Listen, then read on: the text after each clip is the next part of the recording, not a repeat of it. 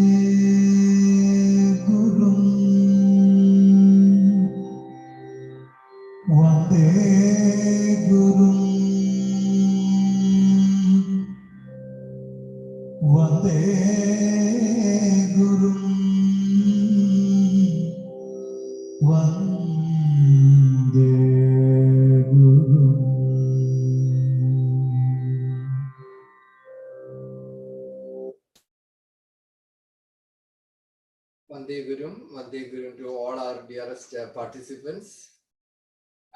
So let us start a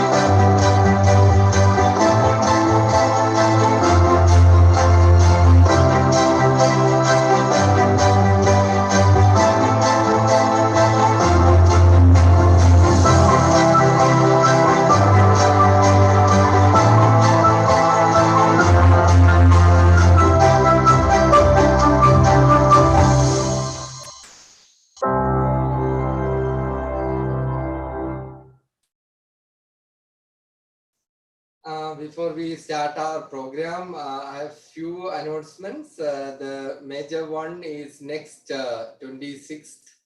29th of Saturday. We are planning to have a big webinar on SDG goals and their integration in the school curriculum. It's a very important topic. At the same time, we are planning to announce the winners of CEIR SDG Awards.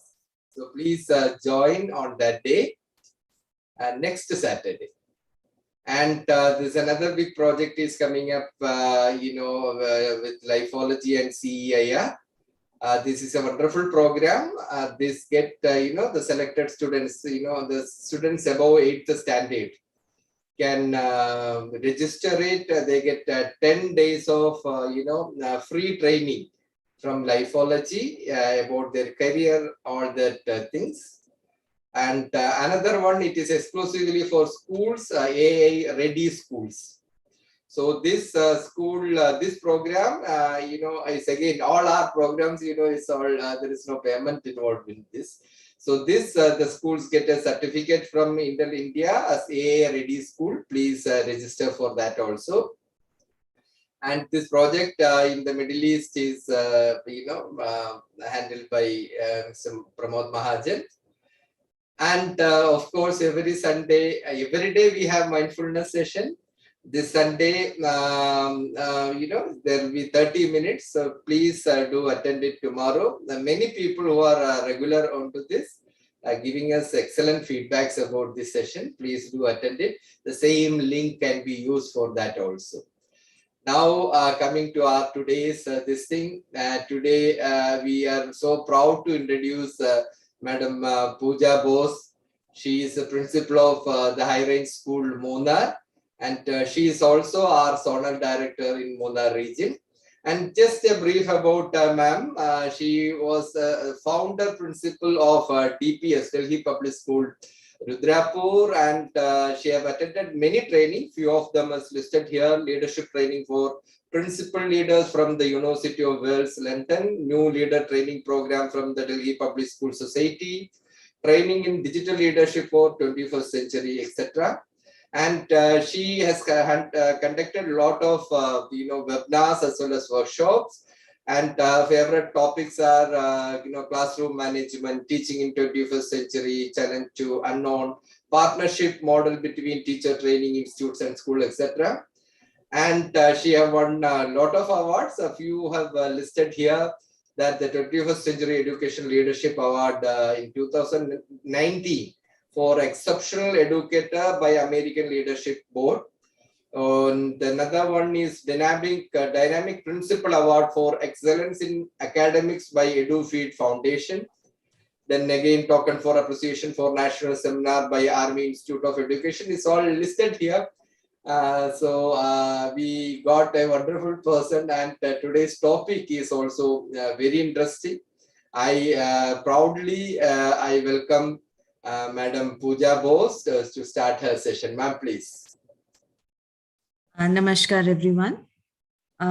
It's indeed an honor to present a session to all of you. I would like to take a leaf from what Sreesan sir just mentioned, that you all are attending the mindfulness session on almost every day you are having that session. So today's session also is actually an offshoot of the session which you have every day from a different perspective. But before I begin with what I have to say, I'd like to ask all of you, and this includes a number of my school teachers from the High Range School also have joined. So that's wonderful. I want you all to use the chat window and share what are your views on what do you think is the meaning of the word failure? What is failure? Ma'am, sorry to interrupt you. Some of you can please switch on their video. It will be great. Okay. Yeah, switching on video is always a great idea because you feel you're not talking to a wall, virtual wall. It's the fear not to try again. Failure is fear not to try again. Yeah, Rekha? Jyoti. Yes, Jyoti. Good to see you. Yeah, please unmute. Yeah, you can unmute, Jyoti, ma'am. You can unmute from your end. Okay, great to see you, Pooja, here, and it's absolutely amazing to see you again. So failure, I suppose it is feedback. I think I personally, in my opinion, and how I take it is, and how I tell people by beneficiaries, my students and trainee teachers, that it is a feedback. You're getting a feedback. Yes. Surya sir, welcome. Great to have you with us. Failure is startup. Lovely. I like this one. Failure is a startup. Trying again. Better luck next time. Failure is a complete breakdown. And it's a learning opportunity. I believe that an opportunity to reflect. Dipali ma'am. An opportunity to reflect. Yes, ma'am. Bindu ma'am. Yeah, I believe that if you are not open to the possibilities, if you are not open, if you don't see the doors which are open, then I consider that's a failure. And if you believe that you can't do beyond what you are doing now. Absolutely, ma'am. Couple of words which have, which we can see as commonly emerging in the chat box and from your conversations are opportunity, the word opportunity, reflection, learning. So most of us do believe that failure is nothing but a step towards learning. afraid to change anything in their area. Oh, it's a fear also. It's a very common fear. I think it is one of the biggest fear, the fear of failure. And that fear is inherent, but also it is external because of the way the society, the people around us view failure as. So imagine yourself as a child in the classroom and you fail in something. And imagine there are two types of teachers in the classroom, and one views your failure in one way, and the other one is viewing the failure in another way. In one area, when the teacher in one subject, in one classroom, when you fail, you are, the pronouncement of failure is stronger than the fact that it's a step towards a learning goal. But in the other, failure is projected as a moment to learn more or to try more or to do things differently. Which one of the two situations do you think is better? And second question, of course, would be which one of the two situations you see more around you? You can just unmute and speak up. In our current school systems, in the very real scenario of a classroom, which one, how do we deal with failures? You just raise your hand, that's simple, you show, we will unmute it because it is not practical to unmute all together. You know the problem here. Anybody, you can use that. Yes, anyone can speak. Yeah. So let us be a very interactive session, be great. You can just raise your hand. Not necessary that you should on your video. I can give you an excuse like that. What are the demonstrations of the way failure is dealt with in the classroom? I'll reword my question. So what do you think how we deal with failure as teachers?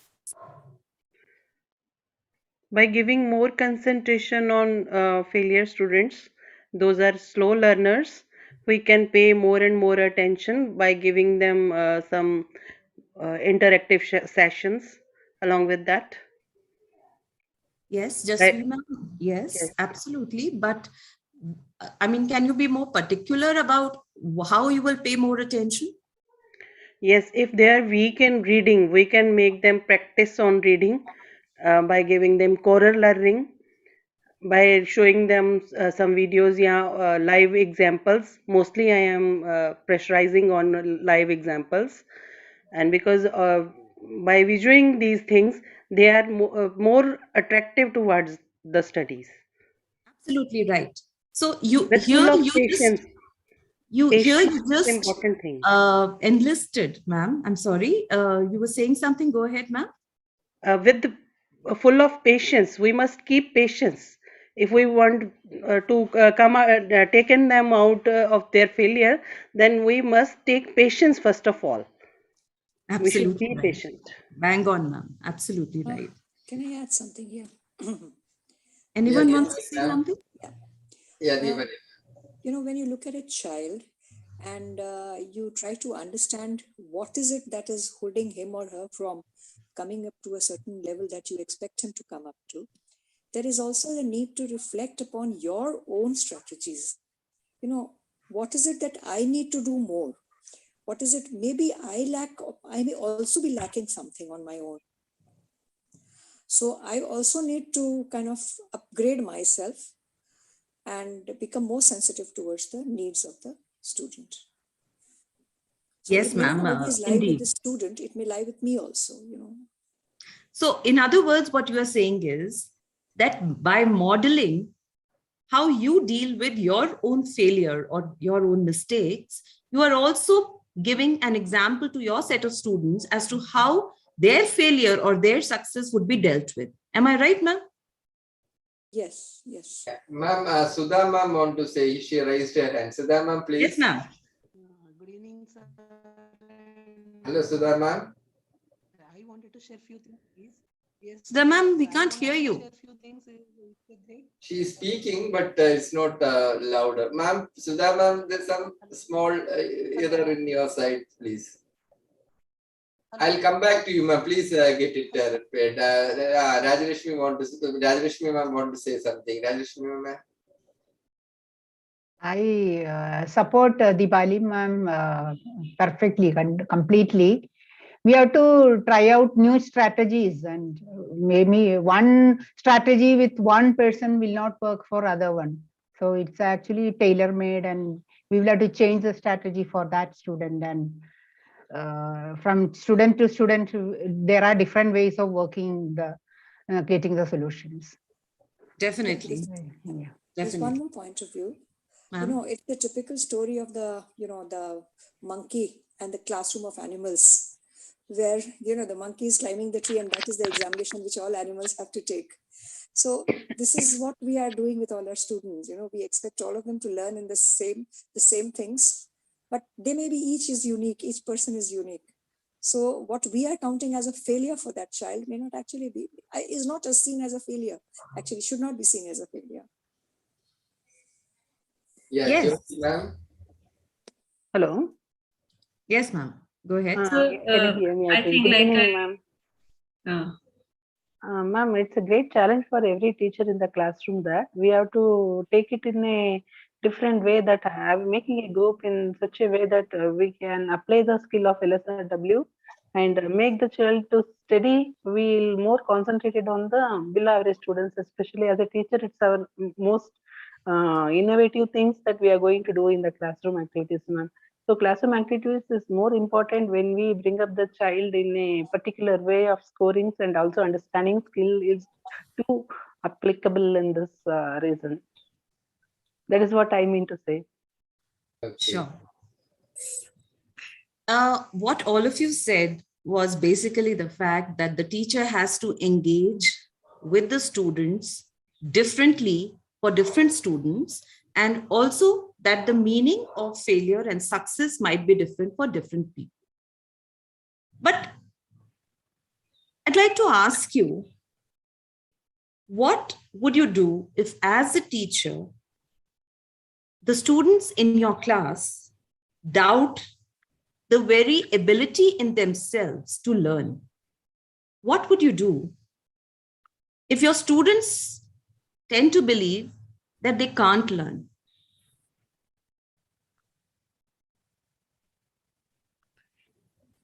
I'll be speaking less, and I would want all of you to speak more today. So I suppose, I guess we need to work on their beliefs then. Yes, so some kind of cognitively, we need to accept that there is a diversity in the classroom. And it is not just, the legal edge to it, but it's like, we all are different. We all are different, and we need to accept that. And when it is a feedback, then it is a reflection of our own strategies and the way the child is learning. So finding a commonality and finding the strengths of the child. What are the certain strengths which we can use to bring up the learning, to help the child learn, and work on the beliefs? What does failure equates to for the child? But what would you work on? What is that particular let's say, thing? Madhura ma'am. One example. Yeah. Yes, Jyoti. Let's say, give me one example of the failure. What is like belief of the child that I cannot learn? Yes, the mathematics, for example. I can't learn math. I'm bad in math. Okay. So which also means that learning maths is equal to learning.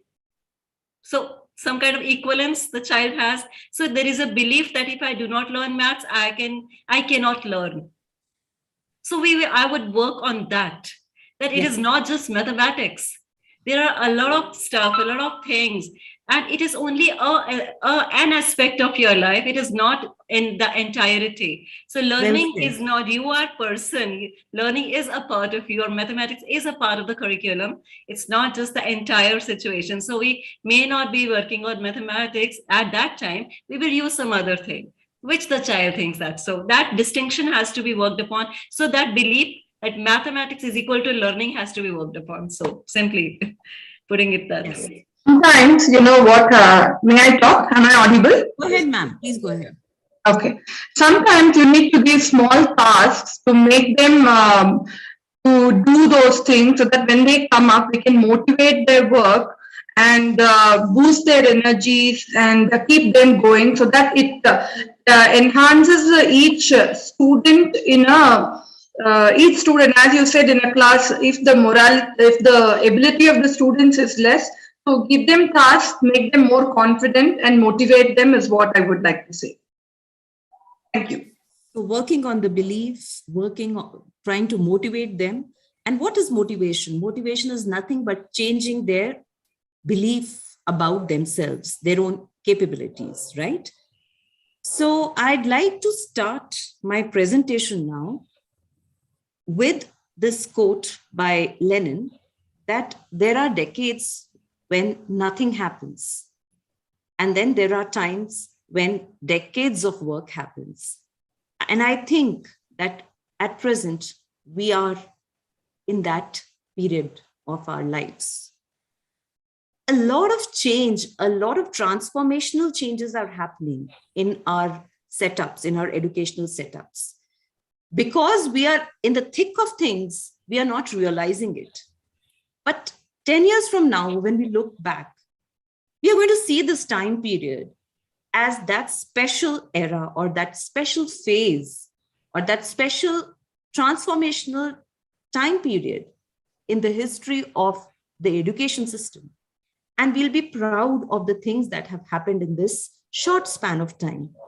So though this is the worst of times, but also this is the best of time to learn.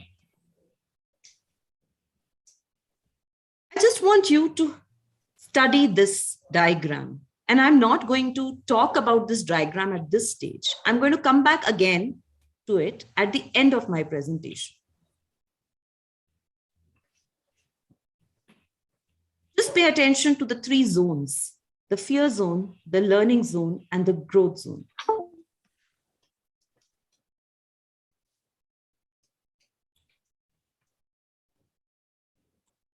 As we all know, that many schools are leveraging the crisis of COVID as an opportunity to deploy digital technology and make education delivery meaningful. To be more productive and efficient while developing new skills through online learning and assessment. The Internet of Things enabled transformation from teacher-centric education to student-centric education, and thereby we are reinventing education in our country. And today what we are doing is exactly that. And education is something which remains with us when we forget all that we have studied for our examination. We all know that.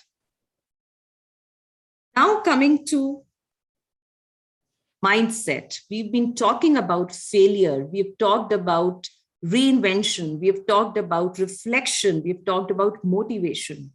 But all of that has a common element in each of its subset, and that is mindset. And what is mindset?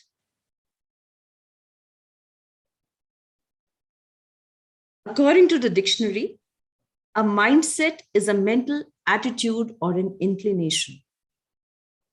Carol Dweck, she popularized in her book, Mindset, The New Psychology of Success, and we are going to hear a part of her talk in today's presentation also. She talks a lot about mindset and its importance in our classrooms and what wonders the change of mindset can do in our classrooms to our students as well as our teachers. We commonly use these terms. I was just thinking about the different types of mindsets we talk about in our day-to-day conversations. I could think of 4, maybe you can tell me more. Medieval mindset. We say you have a very medieval mindset, which means that you're not a modern person. Then we talk about scarcity mindset, which means that you keep collecting things, hoarding things. You're very possessive about material things. You don't want to give them away. Some of us have a controlling mindset. We interfere. We want to control everything. We want to know everything. We have a fear of missing out. And then we have a parenting mindset, not only to our children. We become a parent to anybody in our workplaces, in our, in amongst our friends. We feel that we are the parent. We have to care. We have to look after. So that's a parenting mindset. Can you think of any more? You can let me know. I could think of these 4.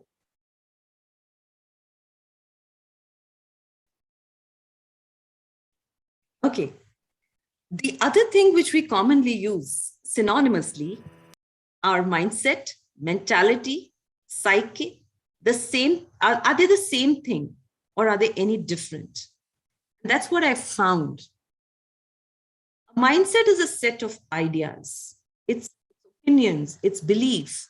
And the one word which comes very close to mindset is how you behave. Your behavior demonstrates or exemplifies your mindset. And we also use the term mentality, which is a broad term, very close to mindset, but also includes description of mental ability. Also, mentality includes your mental ability. Psyche, that the whole of one's mind, which includes conscious and subconscious, means your psyche. Also, it is the soul in some areas. It is also your soul. Now, 2 types of mindsets we are going to study today, or we are going to discuss today, examine today, and they are both very important as educators.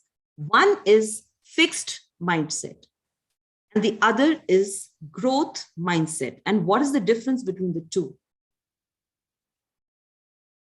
When we talk of the difference between these 2 mindsets, and we can take it as at the 2 ends of a spectrum, the fixed and growth mindset is versus growth mindset is a dichotomy and can be described in terms of goals. People with fixed mindset wish to appear intelligent because they believe that failing to do so reveals a weakness.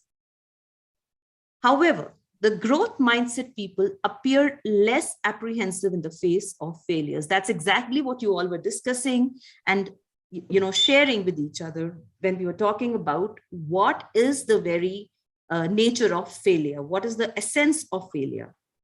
In the case of growth mindset, failures are not looked down upon. They're looked as opportunities to grow, to enhance yourself.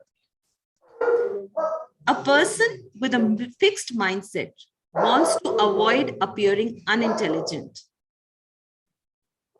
A person with a growth mindset wants to overcome challenges.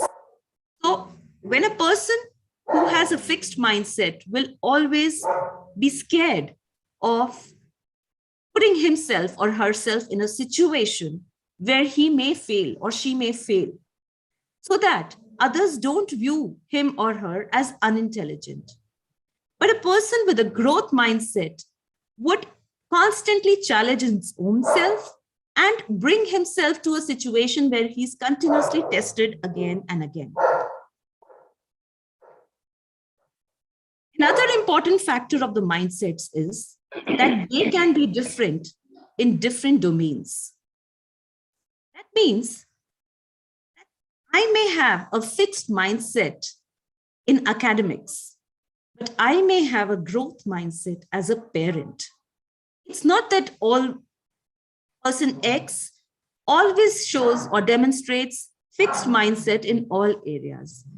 A person who's a good athlete may show a growth mindset in that domain, but in the field of academics, in the classroom, he or she may have a very fixed mindset.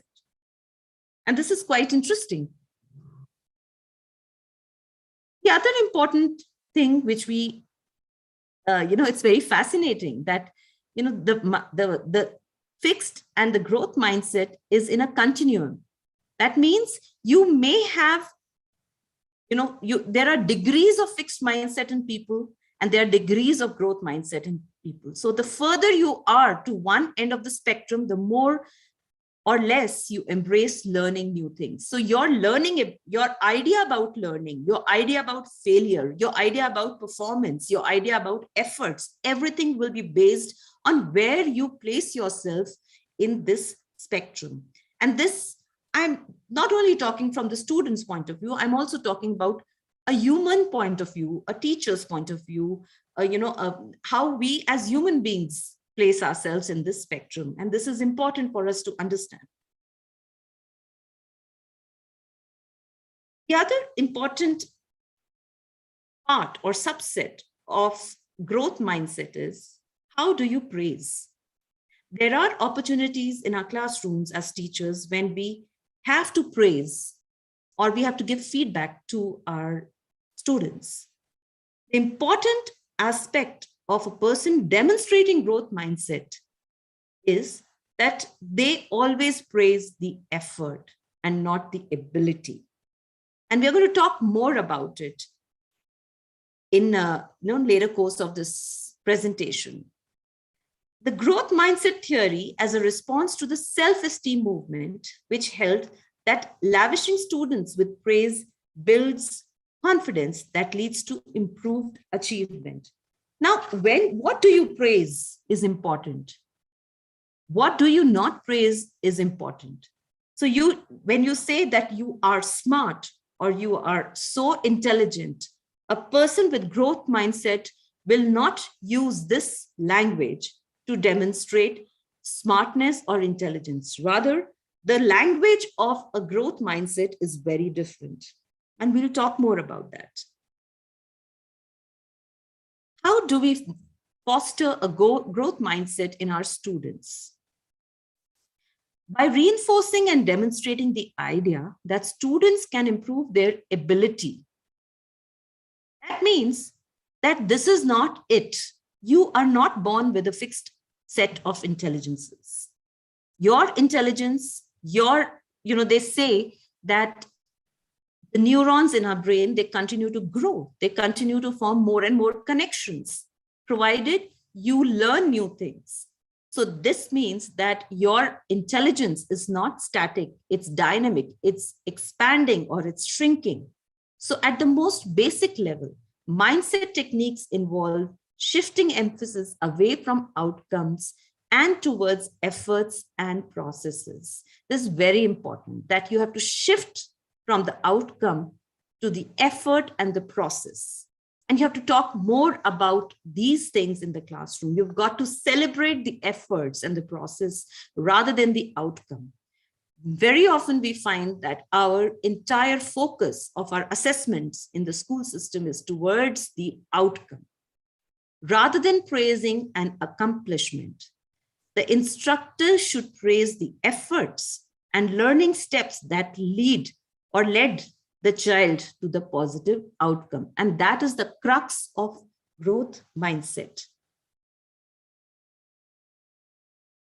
Instead of giving students a general praise or praising outcomes, an effective practice in Dweck's view is that teachers should focus on praising students' efforts and the steps they take to overcome challenges and make progress. By doing so, they reinforce the simple but powerful idea that ability can be improved. I again repeat, by doing so, they reinforce the simple but powerful idea that ability can be improved. And this is something which all educators must, model, that there is nothing like this is the fixed set of abilities that you have. Through constant effort and through taking certain steps, you can go from point A to point B. Teachers can change the way that students perceive the learning process. That means that how does the student sitting in your class look at the very process of learning? This is important.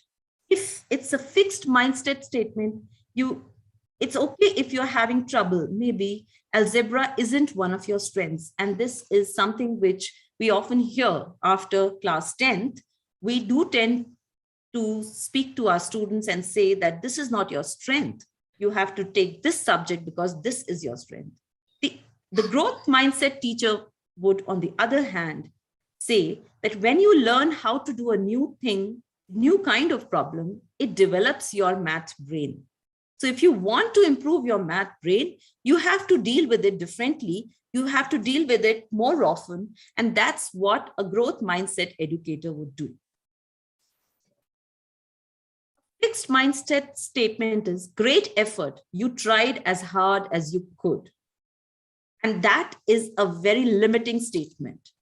Whereas a growth mindset teacher would say, the goal isn't to get it right immediately. The goal is to improve your understanding step by step. What can you try next? So this is very important, that your stepwise improvement is what we are enjoying, what we are learning, and what is important. When you reach a destination, the very importance of the whole process diminishes. The more important thing is that what are you trying? What are you achieving in each small step, baby step that you are taking? So what can you do next? And this question, if the teachers keep asking the students, it would actually, delimit them, and it would expand their learning horizons to a large extent. Fixed mindset statement is, don't worry, you will get it if you keep trying. But a growth mindset statement would be, that feeling you are experiencing of algebra being hard is the feeling of your brain developing. So if students are made to understand that it's normal to fail, it's normal not to get things correct or right in the first time, that is something which will help them achieve more and more and put constant efforts towards learning, towards efforts, towards the next step, rather than those students who have achieved it and we try to celebrate their success. We should celebrate the smaller success of all the students in the classroom wherever they stand. A growth mindset approach still demands optimal performance from a student. Simply rewarding efforts isn't effective, and in fact, it can be harmful if the students' efforts are ultimately fruitless. In fact, it is said that when you reward the students too early, when you reward the students too often, then we are creating a generation of workers in future who only work for rewards, and rewards on a daily basis. And many employers feel that it is very, very difficult to have consistent workers and people who consistently try to achieve better goals, because they want rewards very often, too often. So what is important is, instead of simply rewarding efforts, it will be harmful if you continue to give them rewards which are ultimately fruitless. So you should try to demand optimal performance from the students, the best that they can do. Now, how do we encourage a growth mindset in the classroom? This is actually the essence of what we are here for as teachers, as educators. So in the classroom, what can we do to encourage growth mindset? We're going to talk about 10 strategies for fostering a growth mindset in the classroom. First is normalize struggle in your class, which means that struggle should become a part of the learning process. And emphasizing and reinforcing that idea actually helps the students react positively when they feel challenged. If you normalize struggle in the class, then you have to give each student a problem to solve, in which they fail, they retry, fail again. And that should be part and parcel of your day-to-day teaching and learning process. So the more they deal with challenges, the more they'll grow. You've got to encourage engagement with challenges. So I have often seen this in my teachers, and I'm sure you also have had this kind of an experience, that when you ask anybody to speak in a meeting, or in the students or with the teachers, nobody will speak. People are very scared of expressing themselves, because for them, it becomes a challenging moment. And it's the fear of failure or fear not to give their best that stops them from engaging with challenges. But if you portray challenges as fun and exciting and easy, tasks as boring, then probably the whole climate in your classroom may change. One of the latest techniques we find in encouraging engagement with challenges is gamification of learning. When you use gamification in learning process, you normalize facing challenges, and students actually have a lot of fun doing it. Very important. The most important word in growth mindset is yet. You've got to understand the power of yet. Dweck said that in a high school in Chicago, in her talk, 85 students had to pass a test. And if they didn't pass, in their report cards, it was not written failed. It was written not yet. Not yet. When you use this simple statement that, I'm not a math person, add a simple qualifier with the signal that the process exists for gaining the ability. That means you are not a math person yet, but you have a lot of scope. You have a lot of, you should look forward to becoming a math person. So yet is a very important word as an educator, which we must use more often. It's like a learning curve. Learning is always a curve. And when you use the word yet, it opens a path into the future. And, it helps the children cope with challenges and increases their confidence. It increases their persistence to do a task better and better. And also, I would like to say that it also helps them to escape the tyranny of now, that I failed just now. By giving them this word yet, you open a new pathway for them that this is not the end of the tunnel. You've just started. So the word yet is very, very important for an educator. Now, tout the value of hard tasks to the brain, which means that promote the idea. Discuss the idea that brains are malleable muscles. Brains are, muscles which will develop over a period of time. Research on brain plasticity supports the idea of neural growth. And mindset research has shown that brain can grow, it can develop and demonstrate effect on behavior and achievement. And you can see in this diagram that a fixed mindset brain is pretty static, but the growth mindset brain is literally on fire. It's doing so much of thinking and it's very active. So if you look at the fixed mindset brain on the left, nothing is happening. So demonstrate this idea that it's good to have a brain which is constantly dealing with challenges. Demonstrate mistakes and celebrate corrections. That, like what Dipali ma'am just said, that how as teachers you react to your own mistakes in the class is a very important way to model that you can celebrate corrections. When you accept your mistakes and you also try to think aloud as to how you can improve upon them, you're actually celebrating corrections. So mistakes should be viewed as nothing but learning opportunities, and teachers should be modeling that in their outlook.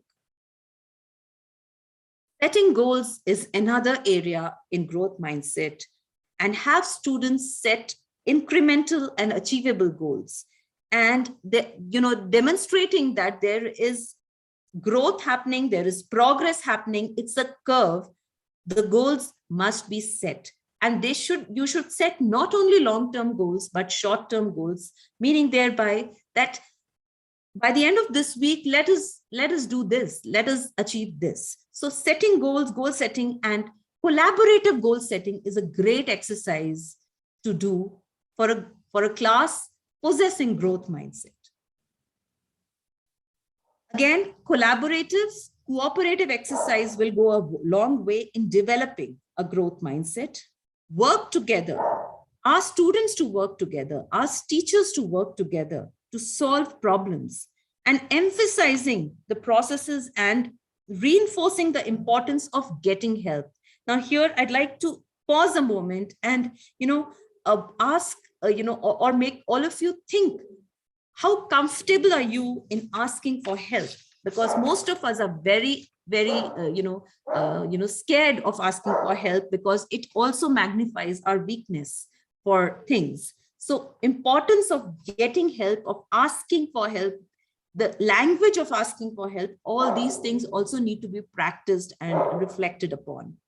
And also collaboratively finding solutions is a great way.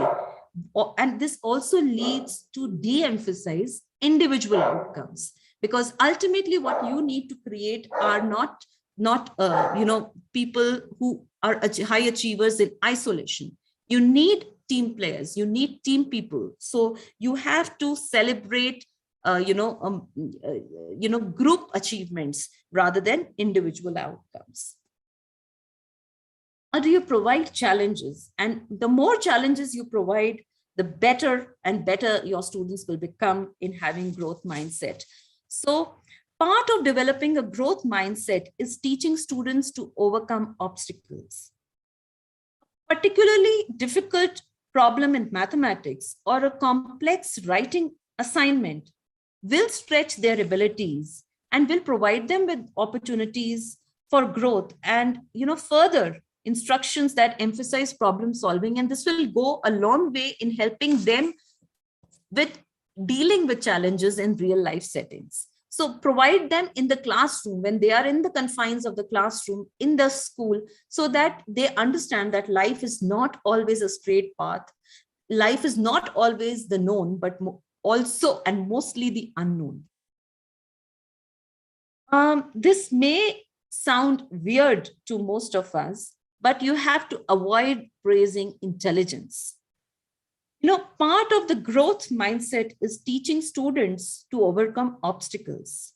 But praising the students for their intelligence or for their smartness will reinforce the idea that intelligence is a fixed trait. You say that you're so smart, without much effort you achieve this. What are you basically telling the students? You're telling the students that the effort is not important, the outcome is important.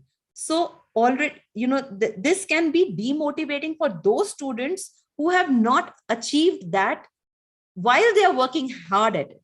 And we all know in the class of 40, we have only 2 or 3 students who without much effort will achieve the desirable goal. But we have at least 95% of the students who have to put in efforts to achieve the goal. So don't be in too much of a hurry as a teacher to kind of praise the goal or say that you're so intelligent that without much effort, you just got it. Then, if you oversimplify that you can do anything, you can just do anything, you may feel like harmless, this may be just a harmless encouragement. But if you put the students in a position to overcome challenges, they'll conclude that such statements are simply, empty statements, and as educators, we lose our credibility. So do not oversimplify and say you can do anything. Rather, you give concrete steps as to what is it that you've done that is praiseworthy and what you can do better. Now, this is very interesting. This is a talk by Carol Dweck, and this is about developing a growth mindset. So I hope I'm able to, you all can hear it. And if not, then please let me know.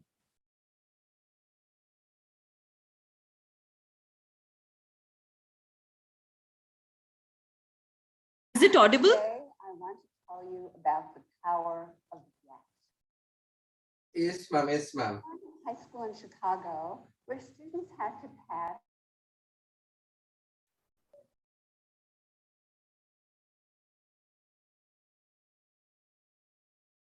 No, it is not, ma'am.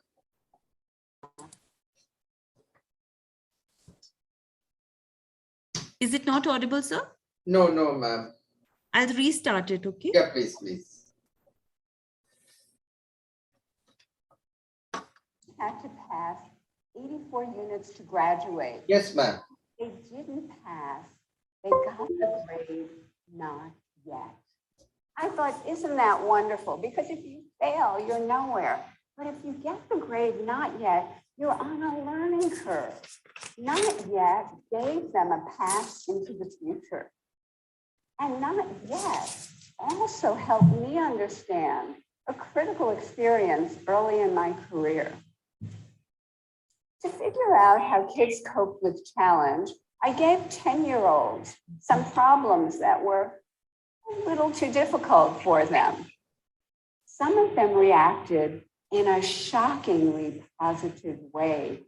They said things like, I love a challenge, or I was hoping this would be informative. They understood that their abilities could grow through their hard work. They had what I call a growth mindset. But other children, for them, it was tragic, catastrophic. From their more fixed mindset perspective, their core intelligence had been tested and devastated. Instead of power of yet, they were gripped by the tyranny of now. So what did they do next? In one study, after a failure on a test, they said they'd cheat next time instead of study more. In another study, they found someone who did worse than they did so they could feel better. And in many studies, we found they run from difficulty. Look at how that looks in the brain. Motionless colleagues measured from the brain as kids encountered errors. Processing the errors shows up in red. If you look at the fixed mindset brain on the left, nothing is happening. But if you look at the growth mindset brain on the right, it's on fire with yet. They're processing the error deeply, learning from it, and correcting it. So, how are we raising our kids? Are we raising them for now or for yet? Are they focused on the next A or test score instead of dreaming big, instead of thinking about what they want to be, how they want to contribute to society? And if they are too focused on A's and test scores, are they going to carry this with them into the future? Maybe, because many employers are coming to me and saying, we've already created a generation of young workers who can't get through the day without an award. So, what can we do? How can we build that bridge to yes? First, we can praise wisely. Our research shows that when we praise kids for the process they engage in their hard work, their strategies, their focus, their perseverance, they learn that challenge seeking, they learn that resilience. Praising talent, praising intelligence makes them vulnerable.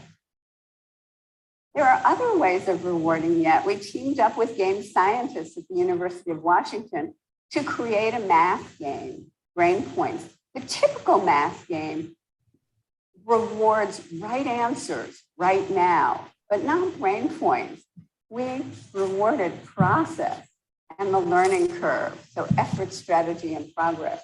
The Brain Points game created more sustained learning and greater perseverance than the standard game. And just the words yet and not yet after a student has a setback, we're finding creates greater confidence and greater persistence. So I think we covered all of these points in our discussion prior to this, and I'll continue with my presentation further. Just one second. I want to share this beautiful poem with you. It says, ever tried, ever failed, no matter, try again. Fail again, fail better. I think as each teacher should put this on her class notice board or on her desktop, because it is so meaningful. And I like the word, no matter, try again, fail better. I come back to this diagram from where I started. And now I'd like all of you to reflect and think, which zone are we at present? As we have 3 zones, the fear, the learning, and the growth zone, and each has its own set of traits. Which traits do we model or demonstrate?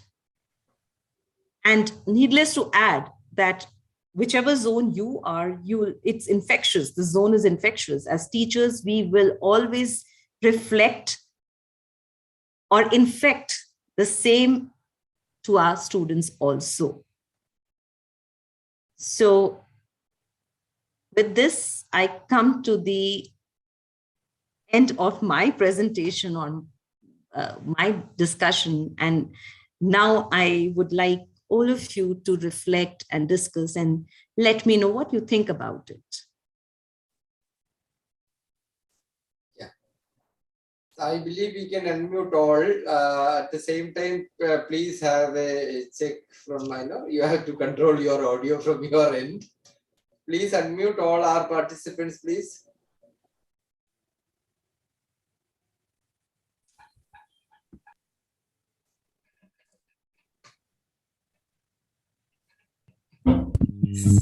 Yeah. And now, please, check from your end and please have a balanced one. Yeah, we can have a discussion.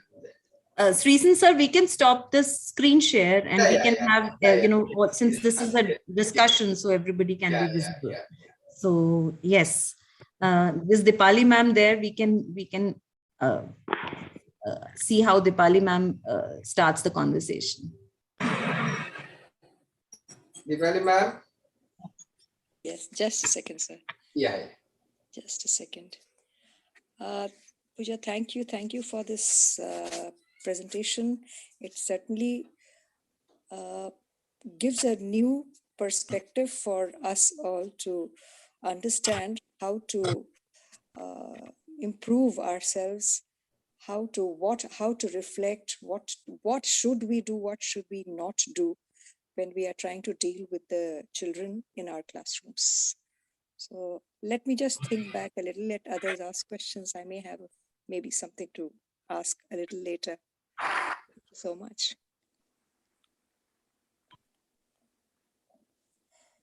Yeah, others can please participate. It will be a wonderful thing if we discuss. Jasveer Kaur says, I always write as a thought of the day, try and try again. You will succeed one day. This again echoing the same, that the power of yet. Yes, ma'am. The class was highly informative, ma'am. So that growth mindset, something actually all of us should practice in the classroom. So really good. Yet, what does it mean? Yet, it's something which is showing what action in the future also. So a very good thing which we were not aware till now. Thank you for a wonderful session, ma'am. Thank you, ma'am. Thank you so much. Good evening, Pooja, madam. Yes, sir. I can't see you. This is Manjunath, madam. Yeah. Yes, go ahead, sir. Madam, excellent session, madam. When that Sreesan started this, ma'am, CEIR sessions, ma'am, I'm attending continuously. What I ma'am, learned from this session, explanation is so much, presentation is just one word. Okay. Very nice. Manjunath sir, we will have the vote of thanks at the end. Now let us have a discussion first, please. Yes. Let's talk about the topic. We will discuss. Sure, your points, Manjunath sir, please. Sure, sir. Ma'am, whatever you delivered, no. So this is a very actually as a teacher, as a head of the institution. So we have to go through that. Instead of giving a mark as a fail, we have to promote that student. We have to build confidence in that child, whether that he or she, we have to give at still time is there to build the confidence. Very nice session, ma'am. Thank you, ma'am. Thank you, Srijan. Wonderful, wonderful. Sir, I want to let me talk a bit, if you could give me 2 minutes, about changing the instructional practices and policies that teachers and administrators have established. What are the things which we can do to change ourselves? We're talking about ourselves now. So most of the teachers and administrators, they have invested a lot of time in developing their teaching practices. Like I teach in a certain manner. You also have a way of teaching, a style of teaching. But we also know for a fact that we are very successful teachers. Students love us. We are doing well for ourselves. So we people, when we resist any change which comes from the top, which comes due to a situation or a time, we also feel that I'm doing well. Why should I change myself? So this again is a fixed mindset. I want to point this out, that even though you are a successful teacher, even though you're doing very well in your profession, but that doesn't mean that you already have a growth mindset. So it is important for us to constantly check ourselves, have an internal compass, whether we really have it or not. Because we may have it 5 years ago, we may have be in our comfort of being very successful. So we have to continuously challenge ourselves. Yes, ma'am. Yeah, ma'am. Yes, yeah, ma'am. This is Prabha Singh of DBMS Kadma. Yeah, ma'am. The session was really, what I liked is yet. Yeah. So, but still I feel there's a miles to go before we leave. There is. We are before we sleep. Yeah, there are miles to go. We are still in the yet not really. So we are here to talk about our future plans, how we can make our students. But ma'am, I have been in this profession for last 30 years. So yeah, and being from 7 states, Bihar, UP, all. So after that, I can say that the students, what I felt, the students all over are the same. Yes. And the learning, they are the same, but they are different also. Yeah, they are different. They are different. The same pattern you will find everywhere, ma'am. Wherever you go, you will find the same pattern.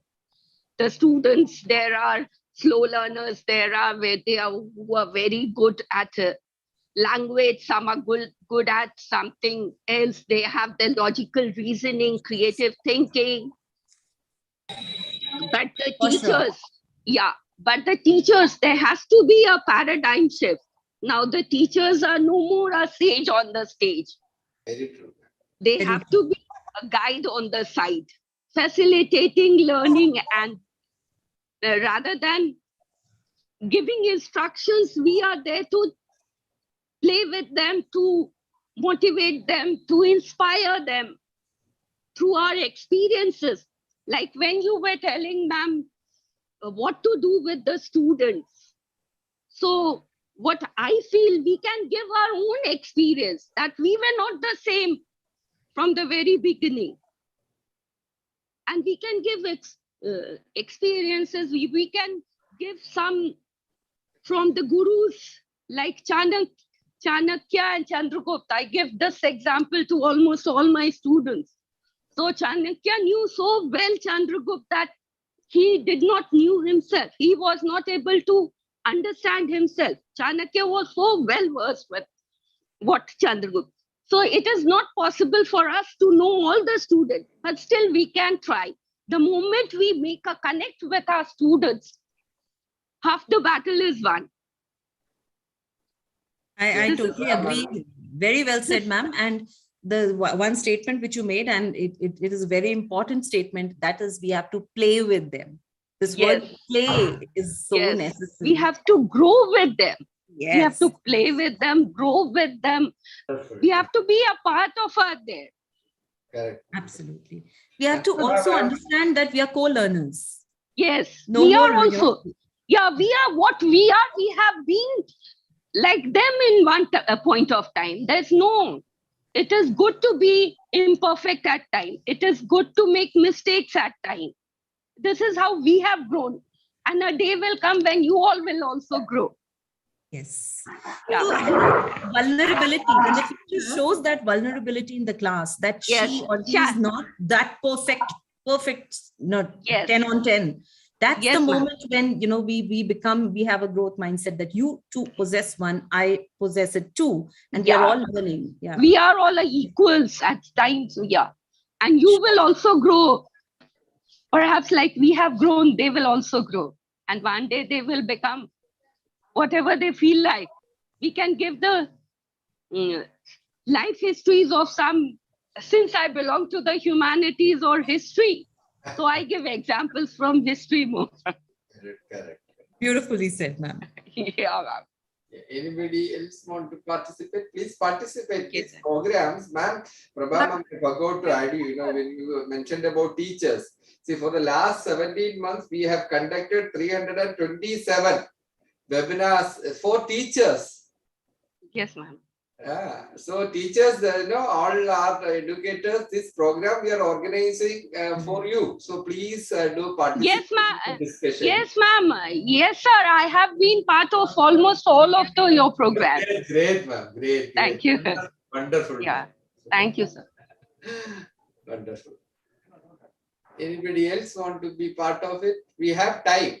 And very nicely said by Prabha, ma'am, that we also fail sometimes. So Yes. I mean, we have grown like that. Yes. It's never been like the perfect thing, perfect scores. And how can we really expect every child to be doing super in everything, in all the subjects? So, which is why now there is a need for consciously imbibing resilience. Yes, ma'am. Yes. People are not getting resilient. So, no, we have to. It is not coming to them. The expectations are such. Yes, so, ma'am. What I feel, rather preparing them for success, we need to prepare them emotionally for the failures. True. So that we are seeing that there are so many suicides and there are so many things which is going on. The mental balance they are losing. So this pressure, once we prepare them emotionally for the failures, this will never happen. Ma'am, I want to give you a very real example to this. All of us have been brought up in that era when in our mathematics book, we had answers in the last 2-3 pages. Yes, ma'am. I was somebody who never could master mathematics. Yeah, even I have that yet word had not come into being by that time. So I was, in order to get the correct sum or the problem which the teacher had given, I would always check the back answers at the back, so that to ensure that before I tell the teacher that this is my sum, please check, I would check the answer, because the fear of failure was there. If only that thing could be checked at that stage, maybe I would have been better in mathematics. Yes, ma'am. Even I feel if there would have been Khan Academy and some like that by use and all, we would have done wonders. No, open textbook exam. When it came into our system, we were like, what is this? How can you have a textbook in front of you and give an exam? But this is give exactly an exam. Yeah. And that was the toughest, I feel. The open textbook course. Even we passed, but even it was the is there in mathematics. If you see in my, in the previous or whatever the schools, I have observed all these maths teachers are very serious. They never smile. They always, Agreed, sir. Agreed. Then I've done a small study, because mine is mainly into mathematics, because what I have found, ma'am, maybe because that influenced the students. They are very serious teachers and they approach the subject very seriously. So that must be one of the many reasons. This is one of the easiest subject on the planet. Yes. Yes, yes. Now we Now, feel that it is very easy. Maximum gamification in the field of education is happening in the field of mathematics. Maths, yes, ma'am. Apparently, maths is present everywhere in all spheres. Wherever you look around, it's everywhere. Yet we feel challenged. That's the other way of using the word yet. Yet. So we are consciously using it more meaningfully. Isabel Subha ma'am also commented, very nice thought of using yet. Thank you. Yes, ma'am. There is one teacher, Madhura, I think, she's been raising her hand. Yeah, ma'am, please speak. Let's yeah, we have, yeah, please. No, I have a question. Like you put up the picture or the diagram which has a different areas like the fear zone or the other zones. I would like to understand, it is from the perspective of the student and the teacher. Is it for the both or is it for only for students is what I just want to know. No, it is for all of us. It is for all of us. Yes. You see, this is a very important diagram for us to understand. Maybe I will share this in the group, in the WhatsApp group. But yes, ma'am. We may be in the fear zone today. We may be in the fear zone today, but we can move forward, no, from where we are right now. So this, I will share this in the group, and we can work on it. We can work on it. Yes. Yes. Yes, ma'am. That is a main, because it was a general thing, like it applies both for the students and for the teacher. So I thought I'll just ask you for. In fact, forwards, WhatsApp forwards, the way we do it. one of the pointers is that if you are in the fear zone, you will forward everything that comes into your mobile, because you feel so eager to share it. Oh my God. But that's not how it should be. But I'll share this diagram with you all. It's for everybody. Yeah. Yes. Thank you. Thank you. And at the same time, I think people with limited mindset, they will keep the information to themselves. Yeah, they don't want to share. They don't want to share. Yeah. Because what if the others use it?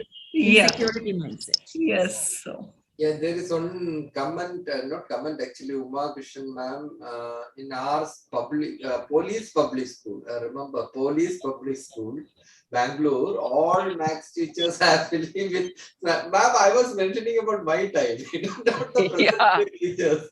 They are very good. I'm really, I'm seeing a lot of maths teachers, very pleasant teachers. I'm talking about, some 20, maybe 20, 25 years back.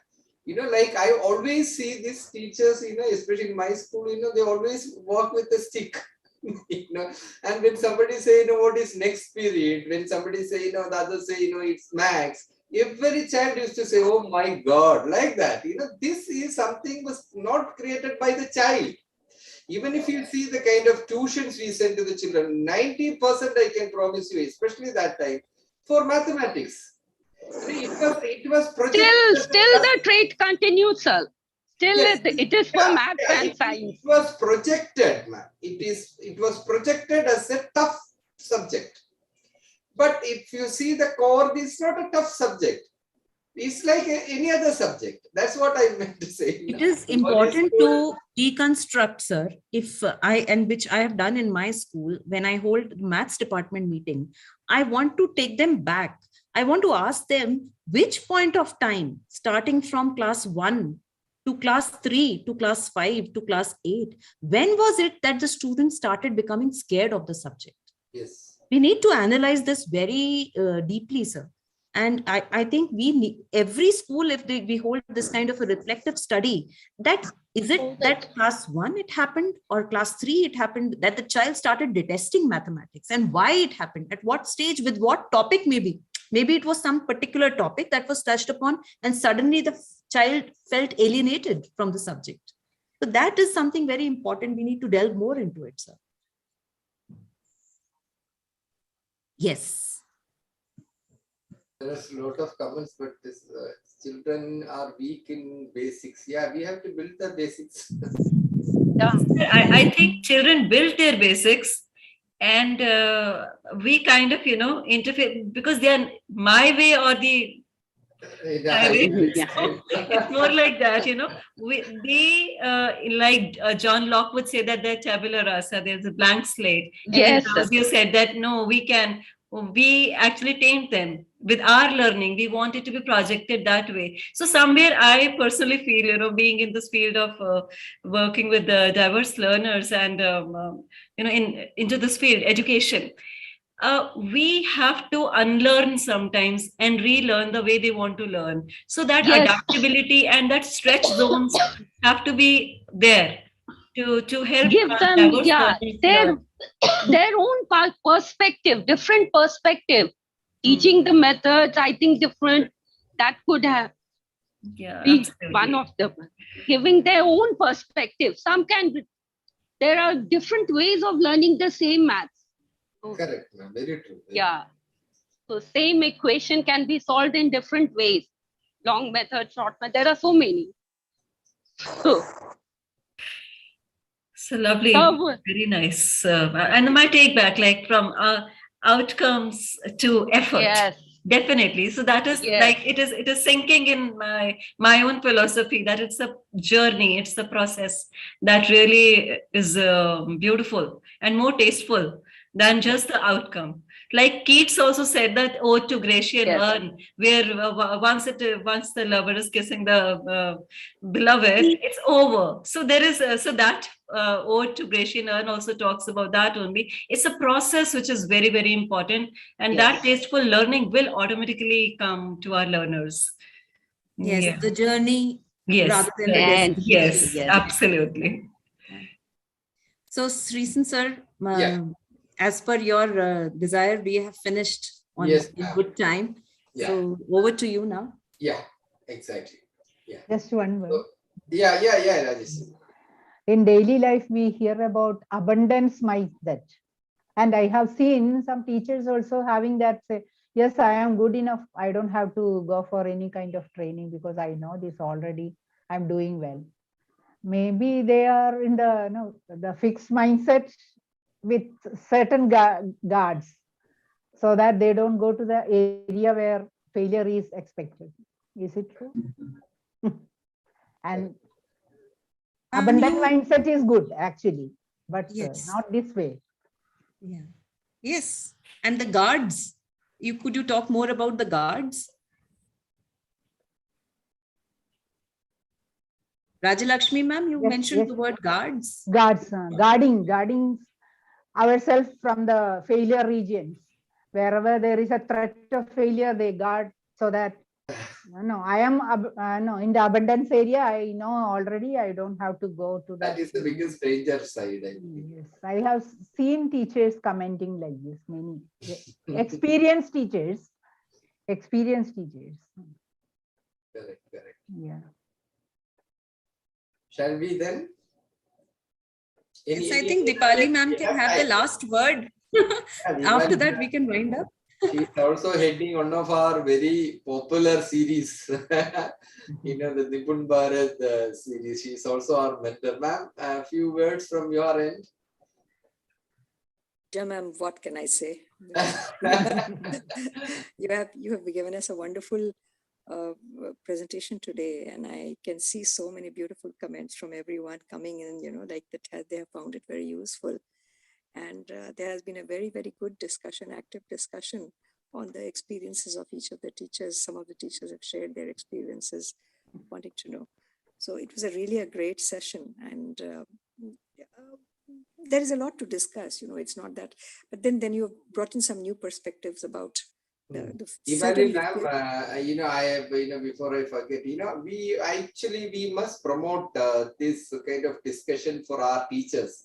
Yes. Most of the time they are spectators, so we should track something, and all of us should come, take a topic and discuss. This is also another way of I think this is what one of our somebody was talking about, a panel discussion where it allows for opportunities. It allows gives opportunities to our teachers to come forth, and this is what your discussion has generated. This is what your session has generated, Pooja. A healthy discussion among teachers. So that's wonderful, really wonderful. And we look forward to some more sessions. I understand you do take a lot of sessions look forward to some more sessions from you. Thank you. Thank you, ma'am. Thank you so much.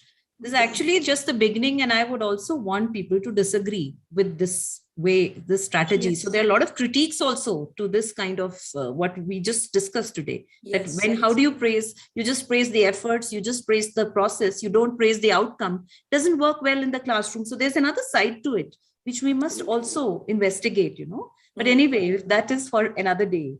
Yes, that's for another session. Yes, absolutely, So thank you so much. Thank you so much, ma'am, sir, for giving giving those deliberations for the research. Thank you so much. Thank you so much. Jyoti. Thank you. It's absolutely amazing. Yes. Now the feedback form will follow you when you receive it. And yeah, I have one small announcement. It's a major announcement. Actually, I seriously believe that everybody understands the importance of SDG in schools. So, we are conducting one seminar with Dr. T.P. Shashikumar, so the renowned scientist. So he is coming next week, 29th, the same time, same link. Please do attend it. And we also tell you the strategies to adopt this in your school, because it is going to be a very important thing for our school in future. It's already there. Now we have to give a little more importance to the sustainable development goals. Then there will be some 10-15 minutes. We will take it for an award ceremony also, because there are 44 schools this time participated for this. So we are giving them, acknowledging them, So please do come and appreciate them, support them. And we will take this as a serious project now. We had a discussion recently. We are going to take SDG as a serious for all the schools across India and Middle East. We want to literally, put this as a major thing, because it has multiple benefits for the school, for the children, and the society as well. So we are seriously planning for that. Please attend it. And this time I'm just making a small change here. Usually we used to decide a person for auto thanks. This time I request Madam Jyoti Bharadwaj to give an auto thanks. Ma'am, please. On behalf of the organization and all the dignitaries over here, thank you so much, Ms. Pooja Bose. It was absolutely amazing, very meaningful and thoughtful discussion with a lot of takebacks. And yes, as you said, there is a different side to it, and we can have more deliberations later onto that part also. And the way you explained the growth mindset, I'm sure all the educators, all the learners, like we all are learners. So all the learners are going to take back from your discussions and your presentations. Thank you so much for being with us and blessing all of us with the great strategies that we can use in developing our learners. Thank you so much. Thank you. Thank you. Coming from you, it means a lot, Jyoti. Thanks a lot. Thank you so much. So remember this program, and so we will meet next week at the same time. Once again, my sincere, thanks to Pooja ma'am for doing a wonderful presentation, and all the participants for their participation as well. So let us have a meaningful, fruitful webinars in future. As Madam said, this is going to be the future of education. A lot of changes are going to happen on the way. So we should be fit enough to face all these challenges, the upcoming challenges. So a wonderful session, ma'am. And Jyoti ma'am, thank you very much for your vote of thanks also. So Vande Gurum to all our participants. Be safe, and let us meet next week, same time. Thank you very much. Vande Gurum. Thank you. Thank you. Thank you, ma'am.